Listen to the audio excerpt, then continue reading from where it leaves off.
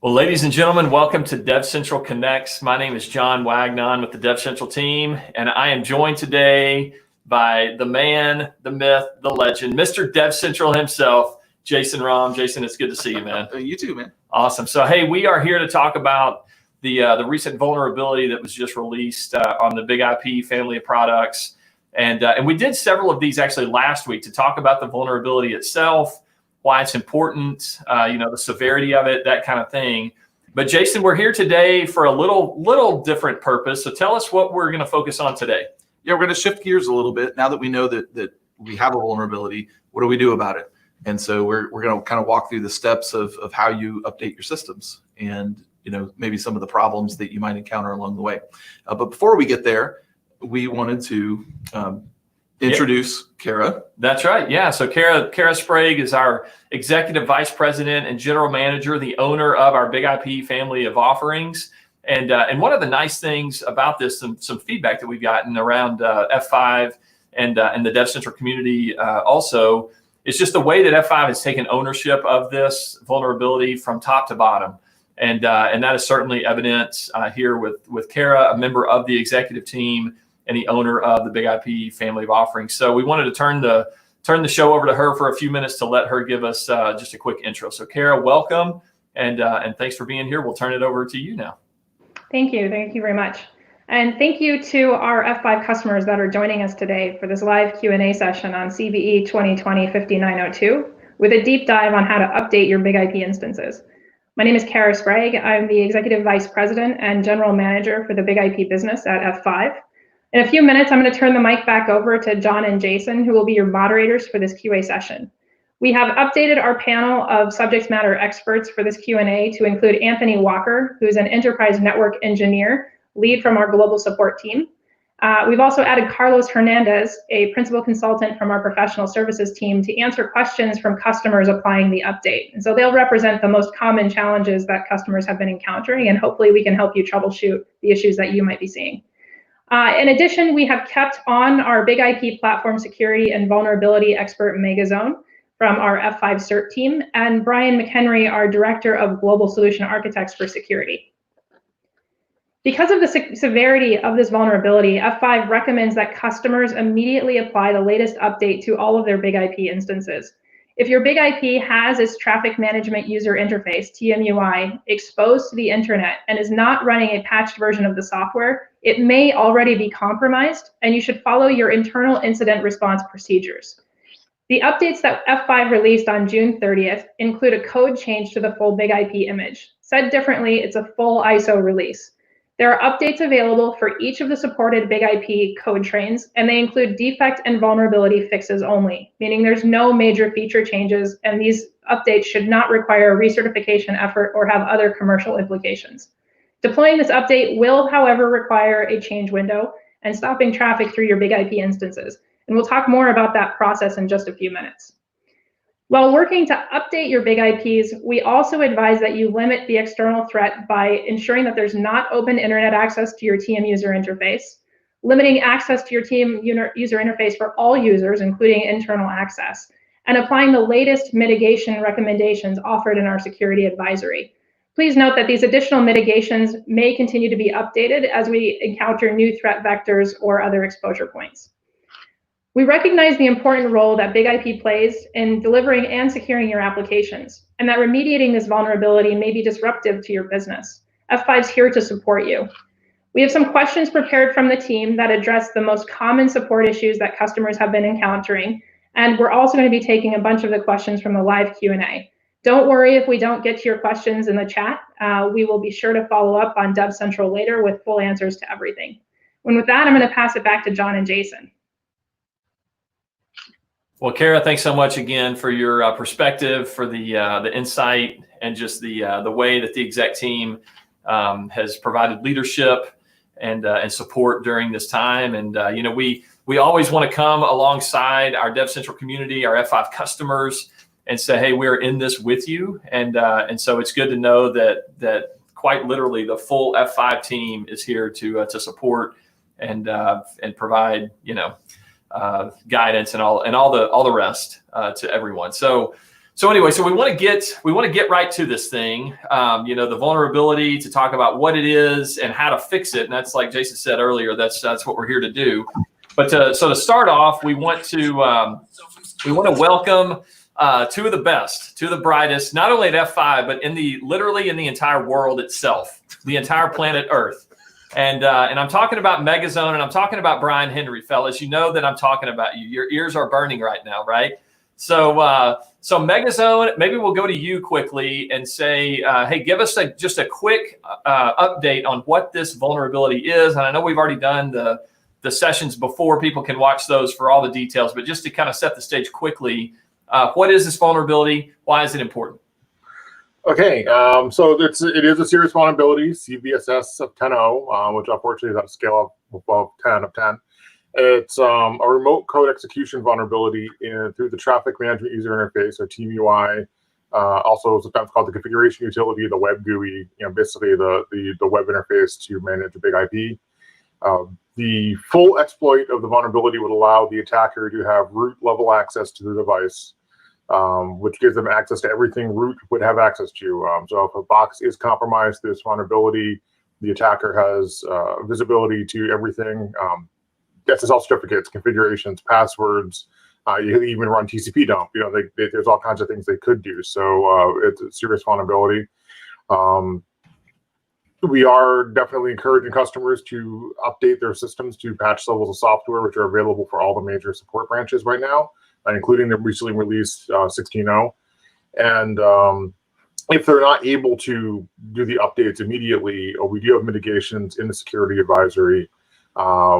They cover everything that we are aware of at this time, but there could always be new attack vectors that come out, so they are definitely meant to be a temporary mitigation until software can be upgraded. I think that's probably a short summary. Yeah, no, that's a great summary. I really appreciate that. So yeah, the focus is let's get everything updated. There are some mitigation, protections in place if you need to, but ultimately you need to update the software. So Brian McHenry, you're rocking out another amazing T-shirt today. DevCentral, bringing the heat, representing the best of the best.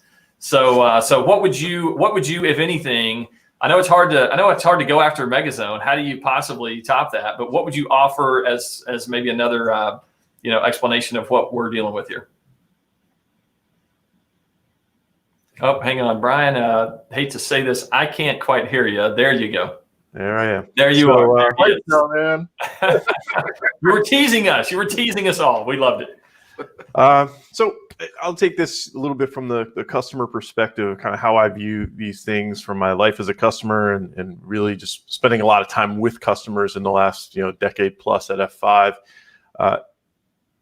Most of the customers I talk to, first of all, taking this very seriously, looking for ways to expedite rolling out this update to get to the fixed point release. And most of those customers also have already deployed their BigIP systems with best practices in mind, which means, hey, your physical management interface is on an isolated network with no access to the internet. Maybe if you're really proactive, really maybe a little paranoid, but you're not paranoid if they're already actually watching you, as the old saying goes. But you've got an air gap network, a bastion host with strong multi-factor auth, third-party auth servers like LDAP or Radius, Active Directory that you're plugged into, so that you can centrally manage authentication to the BigIP and your other systems in your environment in a way that's much more effective and more secure. So most of our customers are doing that.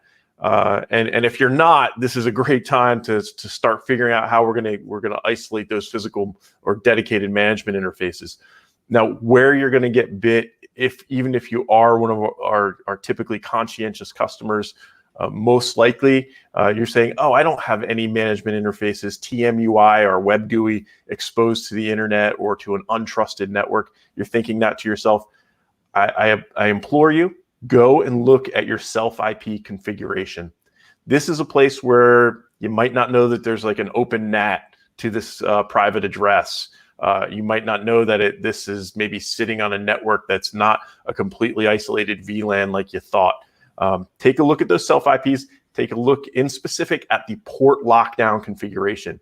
So the port lockdown configuration has a few options: all, none, default, and custom.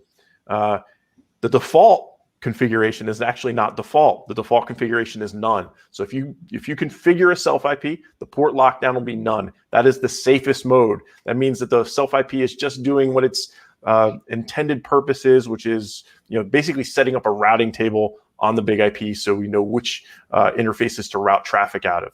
Now, there are instances where you need certain types of traffic to address the SelfIP. Those are things like GTM or 3DNS if you're old school like me, but BigIP DNS if you're new school. That's port 4353. That's a common port. That's not vulnerable. Don't worry about it. You may have SSH access stood up there. Also not vulnerable. Something, certainly you want to restrict access, but it's not something we're concerned about in the scope of the CVE. However, port 443, where the web UI and the API are both addressable, is vulnerable. And if that's exposed, then that'll be exposed if you choose, instead of choosing none for port lockdown, if you choose default, then port 443 is exposed. I would recommend go take a look at those configurations and start to look at a default deny posture. And if you need some ports exposed, use the custom feature and only expose the ports you need to make sure that your configuration, your deployment works as needed, and limit any access to any unnecessary ports. And if you do find out that 443 needs to be exposed on those SelfIPs right now, I would say, let's start to think about how to make that not a requirement, right? How do we route that traffic through the dedicated management interface, which is much easier to isolate, air gap, and keep restricted access to. So that's really the area that I would recommend everybody focus on when they're evaluating, am I vulnerable? Is my mitigation effective? Certainly we want to get you to the latest point release, but the area where you want to look and see if you have a vector for compromise for somebody to actually exploit this vulnerability from an untrusted network. And this is really thinking about the unauthenticated attacker. Authenticated attackers is a next level problem that also exists. But isolating those networks, making sure SelfIPs aren't exposed, that's going to reduce your risk tremendously when it comes to this vulnerability and in general for best practice. Thanks, Brian. And in fact, specific to the authenticated attacker, MZ, we've had this question on pretty much every show, I think. But just to get that out of the way up front, when people ask if the mitigation is enough, should an update be installed? One, absolutely. The update should always be installed. That's really what we're pushing. There are two things. This is something that we've been asked, I think, every call we've just come up because it's not always clear. There are two types of attackers here. There's unauthenticated, everyone who can touch the box without any normal access to the device, and the mitigations we provide mitigate the unauthenticated attackers. There's also authenticated attackers, and there's some confusion. I've actually seen people like, if they've already got a login, then why would we care? Like, well, there are different tiers of access, right? If you can set up a low-level user through the team UI to just read configs.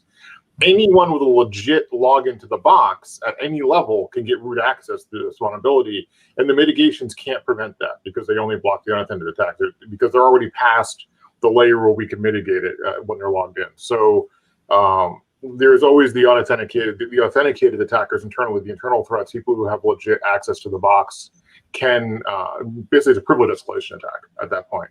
And the other thing we see a lot of people is like, well, I've locked down SelfIPs, like Brian was saying, I've got it isolated, so I'm good, right? I don't need the patch. I don't need to upgrade. Not necessarily, because there's always the chance of pivot, lateral attacks. If any other device on that LAN gets compromised, then an attacker could pivot an attack on that protected LAN into the unupgraded, unupdated BigIP. So that's, so in the end, the only real 100% fix here is the software update. Okay, thank you. Yep. All right. Well, we have some amazing guests to add, so I'm going to bring them in now. Anthony Walker, welcome to the show. Thank you. Carlos, welcome. How's it going? All right. It's going fantastic. So, Anthony, we'll kick off with you. there's three major steps in applying updates. Can you describe those at a high level for us before we kind of dive into the details? Sure. So when we're thinking about updating software, you got a phase where you're doing your preparation, you're preparing for that update, getting stuff ready. Then you're actually going to do that update, the installation, the rebooting into the new software version, and then you're going to try and verify that update to make sure all your apps are still working. So these are kind of the three categories. I mean, what I mean by this, so think about that first one, the preparing. This is things like opening a proactive SR so that there's a support case already there that you can upload data to, and that you have a rapid access if anything goes wrong. You've already got a support case. You don't have to worry about opening one up. You're going to want to make sure you have access to these BigIPs. Do you have root and admin access to these machines? Do you have console access in case something goes wrong and something doesn't boot? You've got to get in through a serial console or something like that. So do you have the right level of access? Do you know those passwords? A big one is, when was the last time you relicensed the BigIP? When you upgrade to a software version, you got to make sure that in your license file that the service check date is newer than the version that you're upgrading to.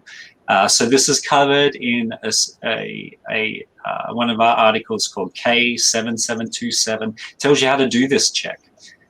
And then you get the BigIP ISO images up to the BigIP. You want to check the MD5 checksums, import those. Hopefully you can do all this preparation before you actually begin your update inside of a maintenance window. Hopefully you can get those out of the way beforehand, save time during that. Does that make sense?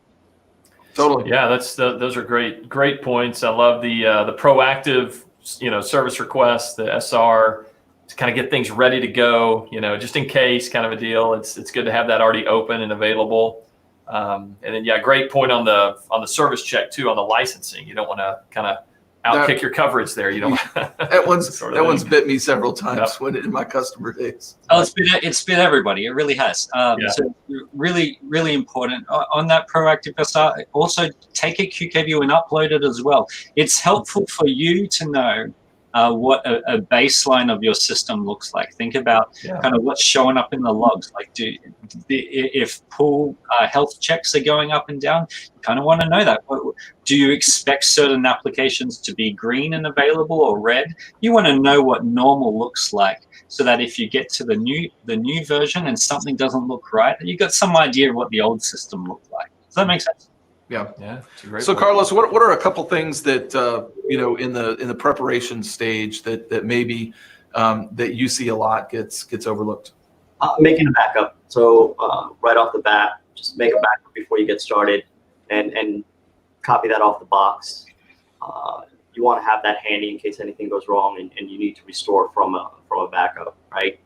The second thing is, like you said, know what good looks like. If you can, do a functional test of the applications, because you don't want to be chasing a ghost after the upgrade when you're doing your testing afterwards or validation afterwards. If something wasn't working, before, you want to know about it so you're not chasing it later on thinking, oh, we broke this and it's been broken prior to the upgrade. That seems like it should be a poster. Know what good looks like. Yeah, no, Those inspiration posters in conference rooms that perseverance, whatever. Yeah, failure. Those weren't the droids those were the droids you're looking for. Yeah. So know what good looks like. That's a key. Yeah. It's beautiful. So Anthony, back to you. If you were to describe, if you were to build a flow chart for the typical update process, what does that look like? Yeah, well, I suppose it would look like those three steps, like a good amount of preparation going first, so that you're ready for that window that you're going to do this in, and then as you're doing this update, this would look like I would say if we're an active standby HA pair, you'd be doing this on the standby system first. You'd be doing the installation of the new software on that system. You'd reboot that one into the new version first. It'll come up standby. You're going to check to see if the configuration loaded successfully. There's ways that you can check this. You can it should actually tell you, but you'll see a banner in the GUI if it didn't load properly or the prompt on the command line. There's a command teamsh show sys mcp-state that'll tell you if MCP was able to load the whole configuration without failure. So you're going to want to check this, or teamsh load sysconfig is a way to load the configuration from the files on disk. So make sure that everything loads up fine. You're going to want to make sure that that configuration loaded right. You don't want to fail over to that system unless that configuration did load correctly. If that looks okay, then you're going to want to look at those virtual servers. Are things green like they should? Did all the pools come up? Do you have pool members green? Does it look like this box is ready to fail over and try sending some traffic? And then I probably would, I'm going to fail over to that system, give it some traffic, and then you'll be looking to make sure that the traffic is working right.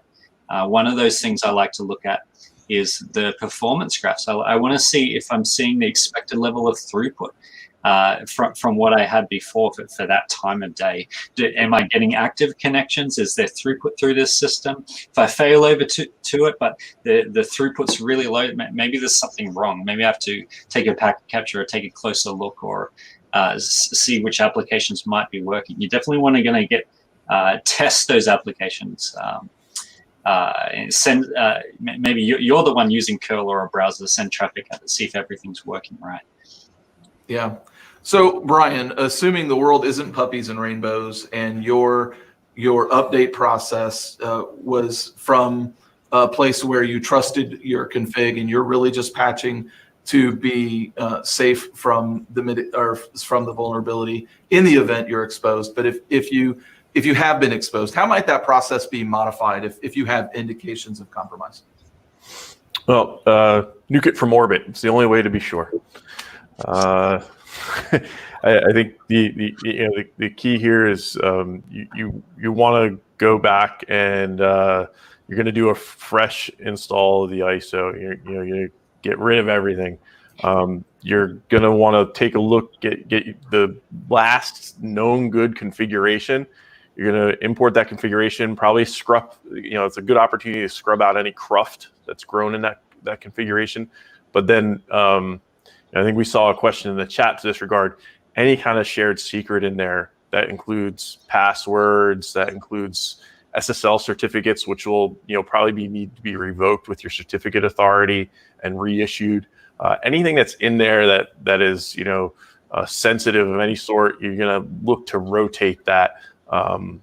Rotate passwords, revoke certs, all those sorts of things, and that's covered actually. I unlike Anthony Walker, I do not have K articles numbers memorized. There is a K article that goes over what to do if you think your system has been compromised, and it covers all of these different areas of the configuration to look at in terms of what secrets need to be rotated, what certificates and things need to be revoked. But the idea is just about everything, but it's enumerated in a nice list in the K article. Yeah, specific to that, there was the question I think that you mentioned from Rodolfo. Thanks for weighing in. Congrats, guys. Your response to this has been great. As a suggestion, thank you, by the way. As a suggestion, how about a quick guide on what possible ramifications of the compromise should be treated? Certs, keys, secrets, credentials. You addressed some of that. MZ, anything to add to that? Brian pretty much covered it, but as I said in my comments at the top two, for those who didn't catch it, if a box is compromised, it gives you root level access. So if root can see it, assume the attacker has seen it. So yeah, like Brian said, it's credentials, it's keys, it's shared secrets, it's everything. You really want to reset all of that. And so if you're restoring a box that's been compromised, a lot of people, it's a thing we get asked a lot is, can I just restore my UCS? Like, well, the UCS probably has all the same secrets that were just compromised. So you want to make sure that if you restore a device that you still go ahead and reset that information, revoke those certificates, because you really don't know if someone's downloaded all that. And that is something we're actively seeing in exploits. The exploits that basically compromise the box, tar up all that information, and then just download it, and that's all it's doing. So yeah. So another question we had in here from Bob and Joseph, we have a few F5s running engineering hotfixes. So that's maybe a unique case for some companies that they have something outside of the normal update cycle. Right. How would these patches impact such scenarios? And I know that MZ, you addressed that in the chat. You want to share for everybody who's not following chat there? Sure. I mean, it's two factors there. One is, whatever IDs you have the engineering hotfix for, have they actually already been fixed? They might be fixed in one of the current releases. Ideally something you get an engineering hotfix for an ID that's not in a public release yet. If that ID has landed in one of the public releases, you should just be able to upgrade to it and you'll have that fixed. If not, open a support ticket with F5 and ask for a new engineering hotfix for the missing IDs that you need. And we can build that on top of one of the fixed releases. So you'll have all the fixes that are out and then the engineering hotfix on top of that with the specific IDs that aren't in a public release yet. Okay. Great answer. Great answer. So RFC 1795, hello, welcome back. Quick view snapshot and download worth doing before upgrades. Anthony, you mentioned this, but I think that's absolutely from all of us on that one.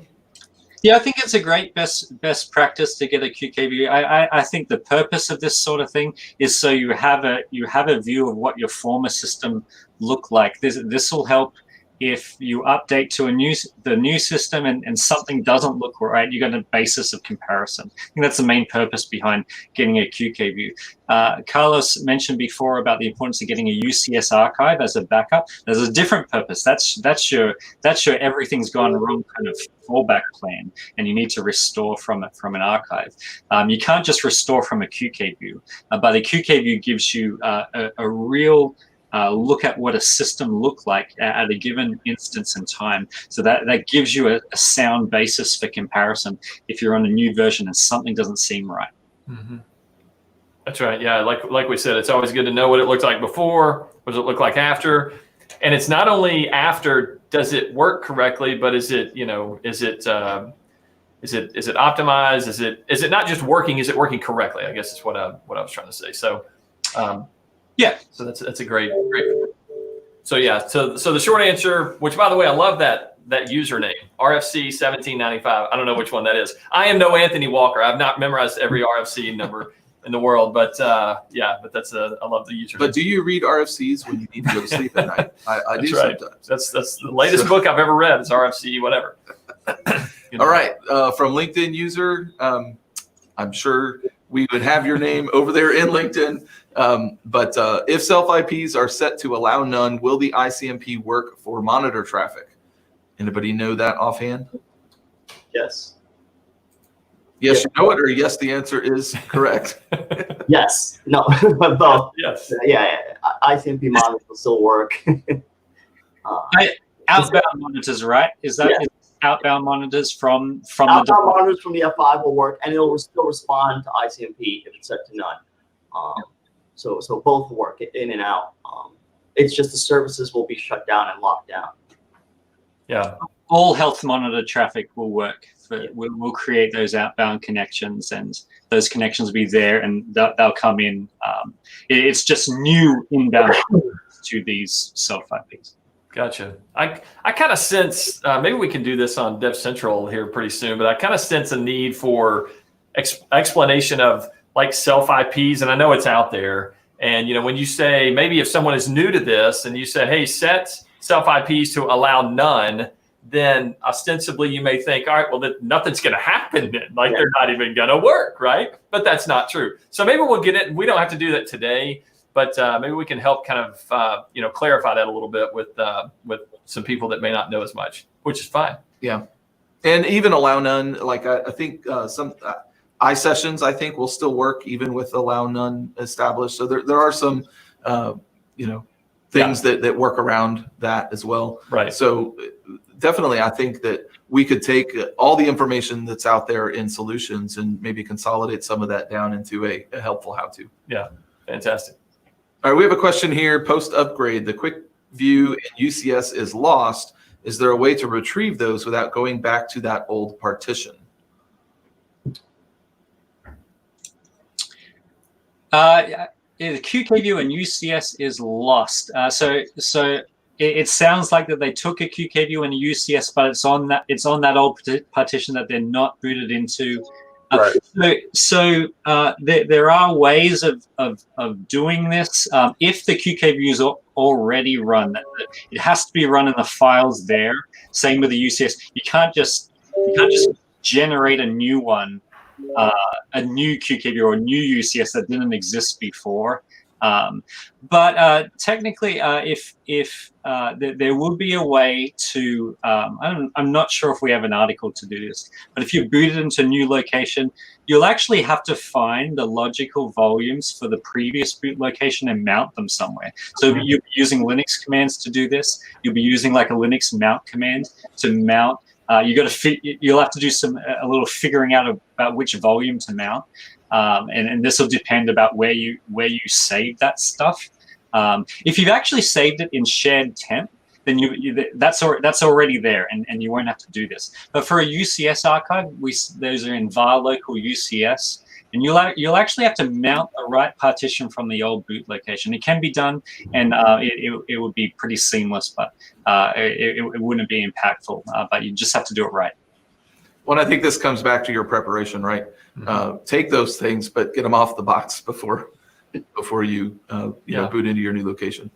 But /shared is available on any boot location. Yeah. So that's true. Yeah. Yeah, that's why it's called shared. And var temp is a symlink to /shared. So anything in var temp you save there is going to be there as you switch between boot locations, for better or worse, usually for better. So just that's something to keep in mind. If you want it to be there when you boot into the next one, put it in /var/temp. So we got a question from Rahan.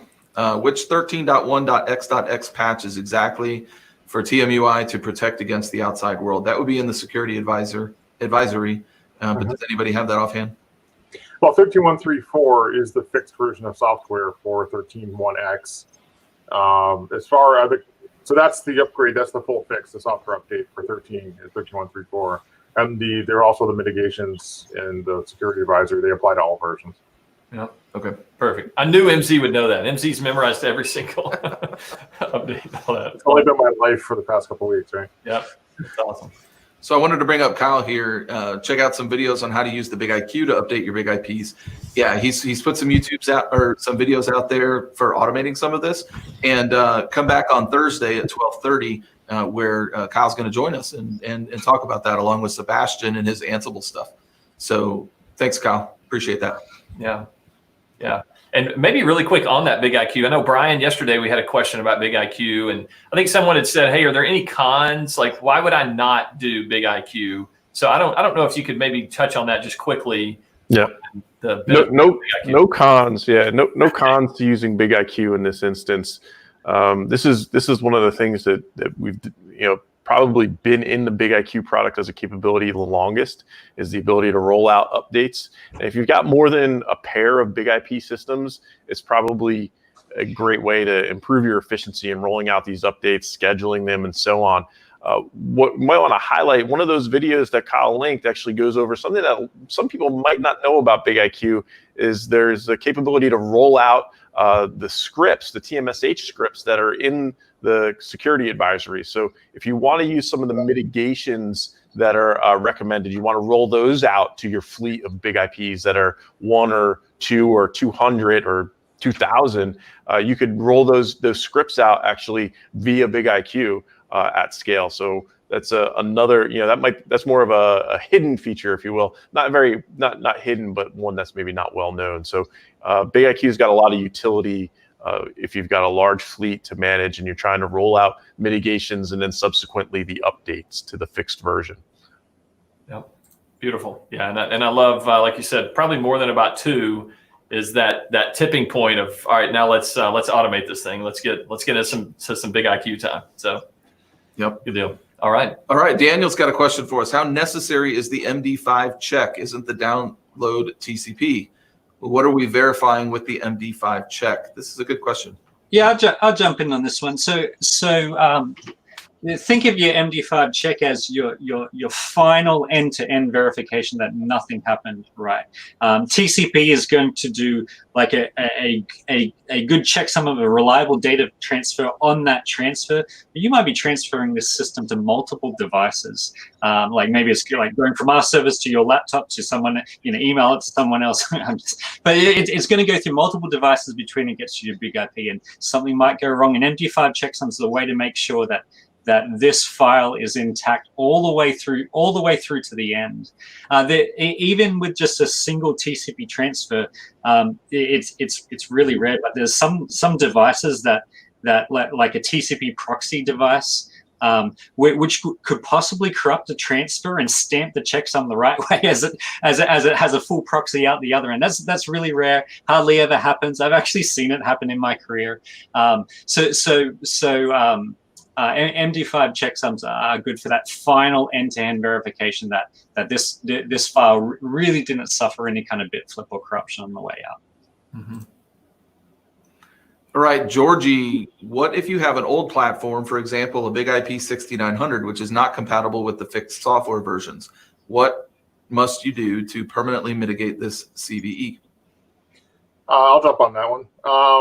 So the official answer is that if you have an out of support platform, you need to get a supported platform. That's the official answer. The unofficial answer that is the practical answer. Whatever the last supported version of software on that platform is, like say your platform was supported up through 12.1.3. F5 doesn't take any effort to break upgrades deliberately. Like we don't say, that's supported in 12.1.3 and we will not allow you to install anything after that. Almost always, later releases on that minor branch will continue to work. So if your box ran 12.1.3, it almost certainly will run 12.1.5.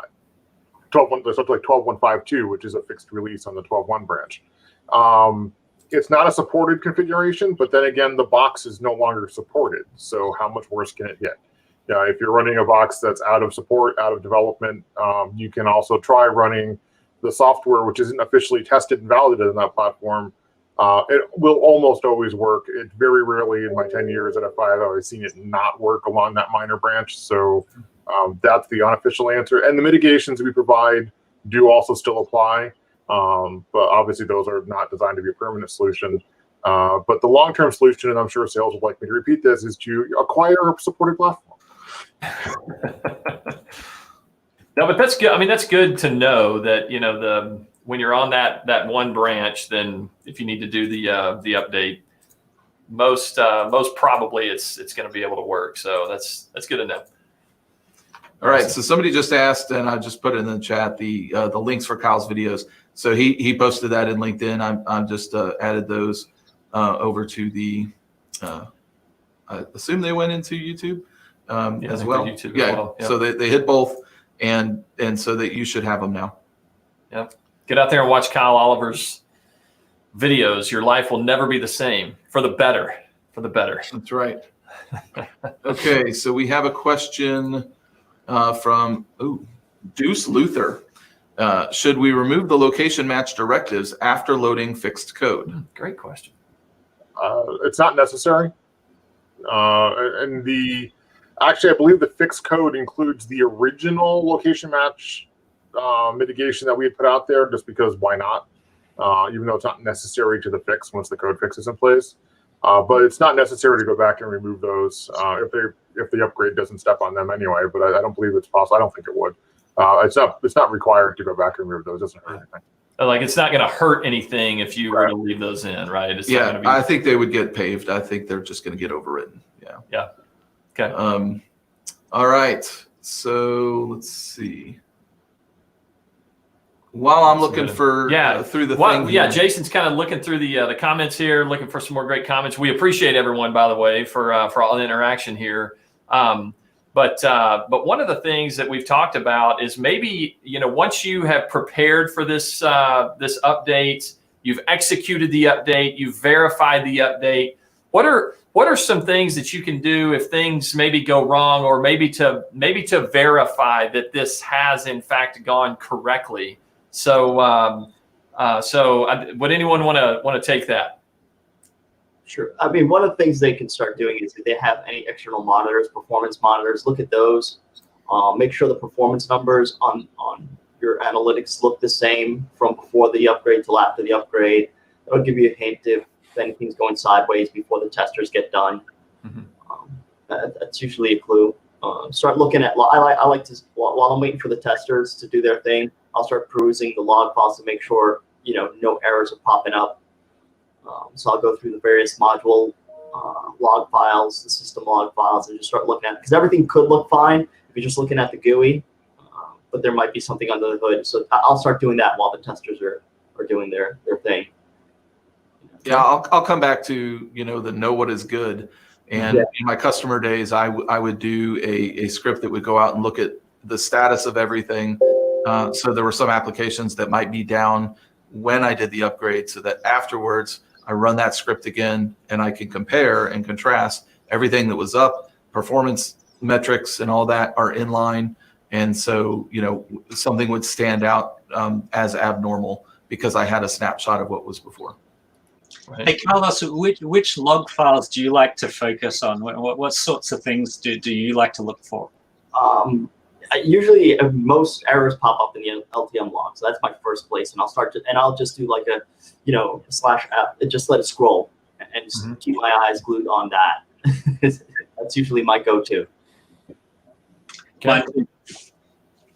Yeah, so var log LTM, yeah. And by the way, I would mention this is these things that we're talking about, of course, are related to the CVE and this update and all that.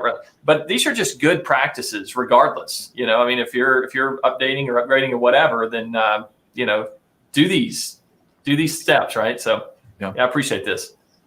And specific to the update process and all that, we had a comment actually on the MVP channel after last night's show, just a clarification on what happens in the update process when you install the software on your BigIP into another boot slot. The config that's active at that time gets installed into that slot. And so if you choose not to install your config, just accepting the default, that config will still be there. So if it is a compromised system, that's a bad thing. So you want to select that no install when you boot into that slot, or you just want to be explicit about what you're installing there. And so I just wanted to point that out, just to clarify that update process, especially if you're on a suspected compromised system.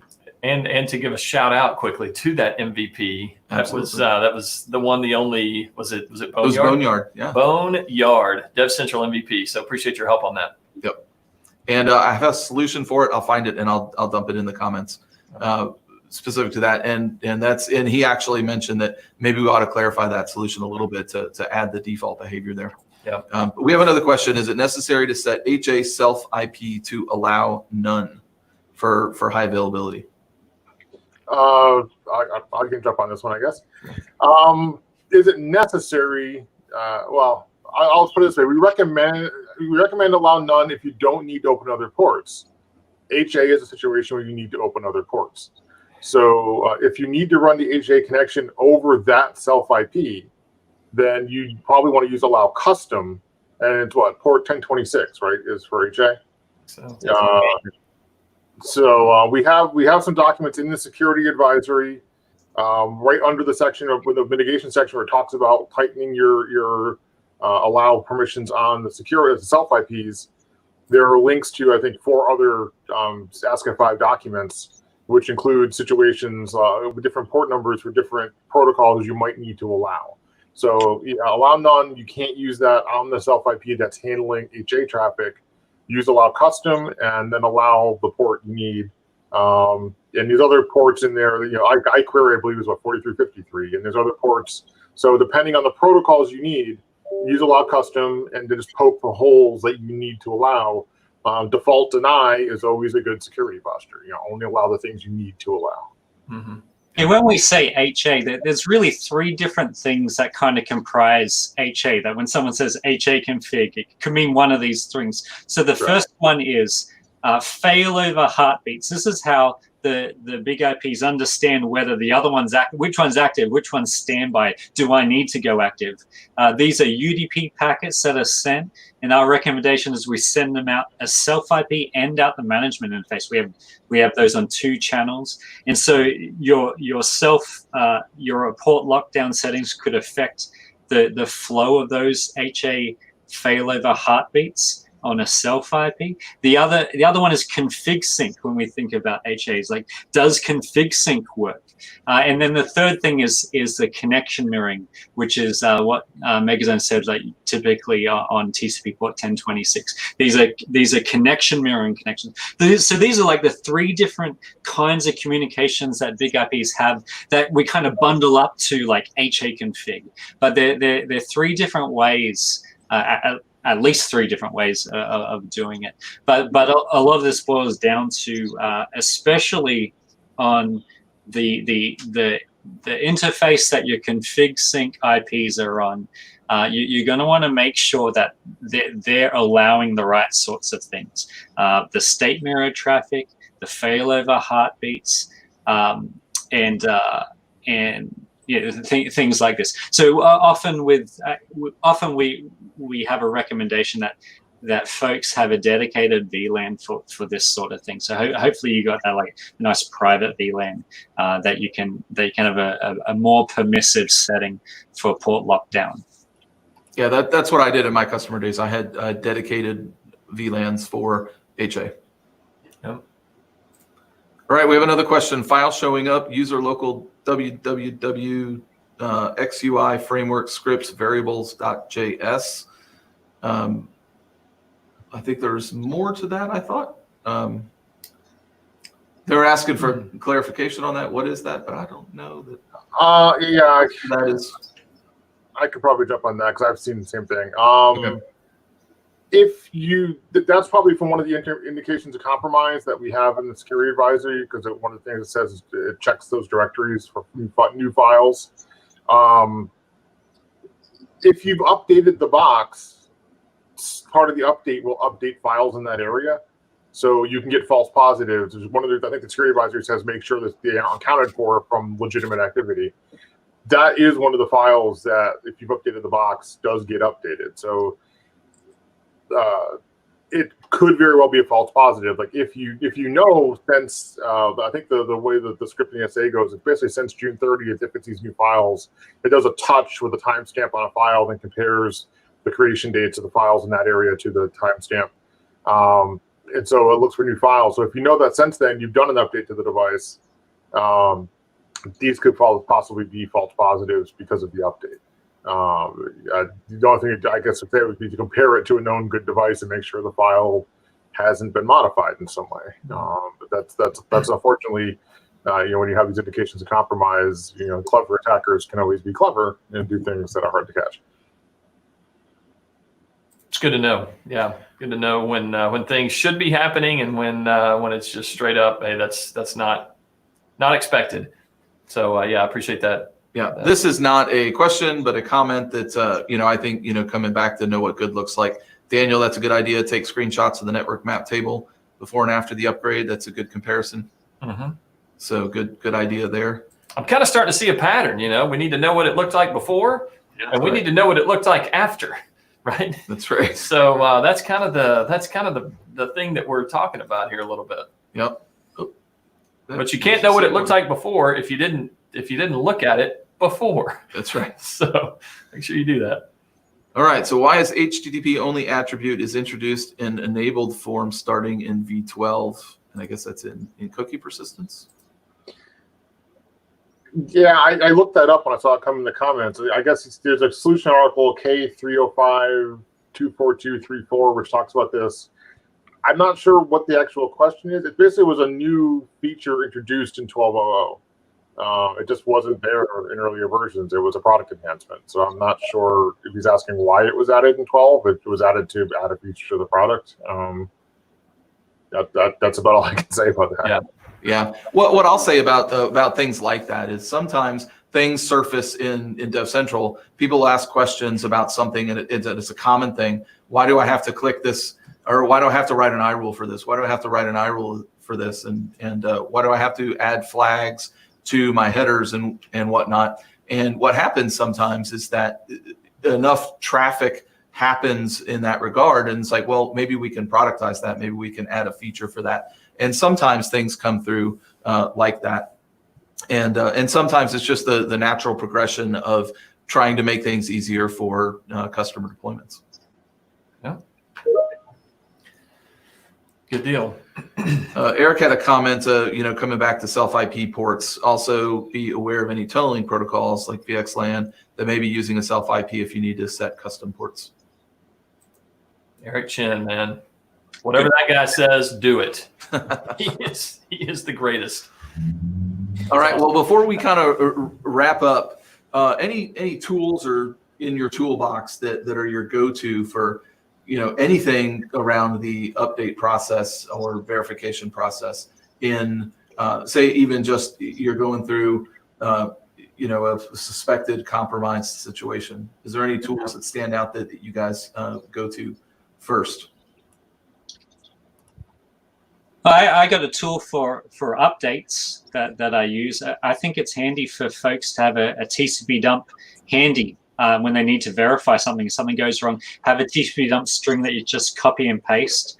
If you say, hey, this virtual server doesn't look right, I need to grab a capture so I can send it to support. Having this TCP dump handy is going to save a lot of time. I'll see if I can put it in the chat, but that, and if you actually get an error message, copy that exact error and submit that to support. It's so crucial to have the exact error string you're getting, rather than just kind of saying the upgrade failed and I received an error. We really need to know exactly what the error message is. I think that's two things that I got. Yeah, can't just say, hey, something went wrong. It's really hard to do in the time because there's often a lot of panic, and you just sort of say the upgrade failed and we had to roll back and the CPU was too high. We always want so many more details. It was like, well, what was the error? Exactly, what was the CPU? Which cores were too high? What were they before? What are they at now? All these questions that I know that people would focus on these things if we sort of like take a breath and say, all right, what's the problem that we're dealing with? What do I need to know to quantify what we're looking at so we can actually drive to the cause of this problem? And that's one of the biggest advices I give folks is take full advantage of your maintenance window. If just because something may have failed, don't immediately jump to the rollback. If you schedule a maintenance window, the outcome of your next attempt the chance will be better of success if you collect diagnostics now during that maintenance window. The more diagnostics you collect, the greater the chances are of success the next attempt. Or you can fix it right away. You might be able to fix it during that attempt, but if not, you have to attempt it again. If you collect those diagnostics now, you improve your chances later on. So stay calm, take full advantage of the maintenance window, collect diagnostics, logs, TCP dumps, and just stick it out. Yeah. Do that. So he weighed back in on the HTTP attribute. Some Java-based applications failed because of HTTP only attribute was enabled, and we had to disable it to make it work. What I'll say to that, and this comes back to something maybe we didn't cover today, but we talked about last night, is coupling a major version upgrade with patching a security vulnerability. It's like me personally, when I was in operational days, it's not something I would have done. Because if I'm fixing a vulnerability, I need to get that out as soon as possible. And if I have a patch update that doesn't change system behavior, it just fixes the problem, the risk in affecting my applications is small. But if you're going from a major version change, like from 11.6, I'm guessing 11.5, 11.6 to 12, that major jump means that default behaviors may and probably will change. And so, my advice there is that test, and then test again. You have to know what a new system is going to do to your applications. Yep. And speaking of major upgrades or patches or whatever, Brian, I think we mentioned this one last night as well. There's a couple of versions that are going end of support or that kind of thing that I think would be helpful to mention if you remember. I don't want to put you on the spot, but I think you remember those. Yeah, so it's 11.6 and 12.1. So those are your long-term support releases for the 11 and 12 branches. Long-term support is expiring in May of 2021. So depending on your risk tolerance, depending on the standards in your organization, maybe the change window for you to fix this vulnerability might be an opportunity to get ahead of an end of software development date that's looming just in a few months. May of next year seems a long time away, but it's actually right around the corner, and you don't want to be in a position. End of software development is a key milestone because that means that at that point we're no longer going to patch that release if a bug or another vulnerability is found. So really key milestone, May of next year. You may want to, as you're planning your updates for this vulnerability, consider getting to a version that is got more support runway in front of it. And just something to think about as you're going through this process. And know it might not be feasible for everyone, but certainly something to consider if you've got this opportunity to update and you're going to take a maintenance window anyway. Yeah, it's great to know. Yeah, and at least plan ahead because, like you said, sometimes it takes a while. And you said test, and test again. Even if you just patch with an instant immediate update right now, start thinking ahead. If your organization has a 6-month test window, which some large customers do, to qualify a new major branch, don't wait until 2021 because you'll be rushing to get it done. Right. Yep. Yeah. Start it as soon as possible for sure. Yep. All right, Anthony, this is the tcpdump command that you were recommending.